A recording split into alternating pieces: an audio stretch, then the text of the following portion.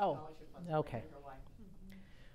There's so much money that goes unspent every year because, you know, I'm going to give you an actual example, and I will keep that. I will not use the name so the innocent or the guilty are protected. A child died of lupus. So they decided to establish a scholarship fund for a college student in a particular city who had lupus. Okay, come on now, really? I mean, okay, it's too specific. Maybe you don't get a kid for 10 years that's going in this city to a college that female with lupus. Yeah, so you're putting this money away, you're putting this money away, you're putting this money. Meanwhile, there are young people who are not able to continue their education because they don't have lupus. Or they may have lupus and didn't even know about it. Or they may have lupus and they don't know about it because the outreach is only going through this high school. Duh. And everybody has a good intention. A child is killed in a car accident. So we set up a memorial scholarship fund that yields a $500 scholarship. Come on, people. That's a book award. That is not a scholarship. There is no scholarship that takes place for $500. And so I have actually started talking to my CFO about the fact that if somebody wants to set up a scholarship fund, it has to be at a minimum of $150,000 to $200,000. Because if you are going to only pay a spend rate at 5%, for you to get a decent scholarship off of that, you got to have a base of about $150,000 to $200,000. Don't give a kid just enough money to keep them out of school, and that's what it ends up happening. And then it also is deducted from what they get anyway. I just think there is a much better way of helping kids. First off, we ought to get on the front end of this problem.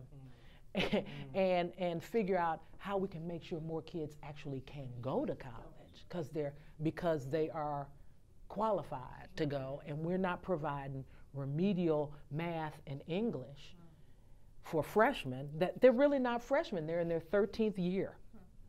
They're not freshmen in colleges. So I appreciate it. And I really appreciated the scholarship fund that our family put together for the students in our family. But that's not you can't do that as a nonprofit. You can't get a write-off for that. If you're benefiting a special class of people that other people can't apply to, that doesn't work. So it has to be public, and so that's useful. But I just think there's so much money. Or we have another good example of why I don't like scholarships. We have a big scholarship fund. They give 4-year rides, $10,000 a year. Really nice scholarship. It's for the employees' children of the company. But they don't monitor the grades. And then some of these kids don't come back. So you have spent $10,000 and they don't come back. That's a waste. You have taken that money and flushed it down the toilet. No. There's a much better way to do this. And so that's just why I'm not a fan of scholarships. I'm a fan of scholarship, but I'm not a fan of scholarships. I have a fund that's a scholarship fund. That's part of the community foundation that I work with, and we have a lot of problem getting the recipients to understand the point and getting donors to understand the point, and you've hit on exactly the reason why. What I have said to this fund is I would like you to set aside a certain amount of money to follow these young people while they're in school and make sure they are getting the support while they are in school to assure that they make it back the second year. Because if they go back for their sophomore year, they'll make it. That's right. Right. But if they don't make it to that sophomore year, they're probably not going to finish for many, many years. Right. And I'm going to jump in right here, you guys. We have time. If not, just one more question. I just want to make sure some folks we haven't heard from, if you guys have anything to ask, it would be a great opportunity too. And I'm not pressed for time. Yes, so. and we're going to wrap up because I know we have a certain amount of time on the video. I did have just a quick question, just because government plays a big role in the culture and the economy in this area. And I think there's some lessons learned, you know, from the politics that's been going on around big government, looking at shared services and ways to really make government more efficient and transparent.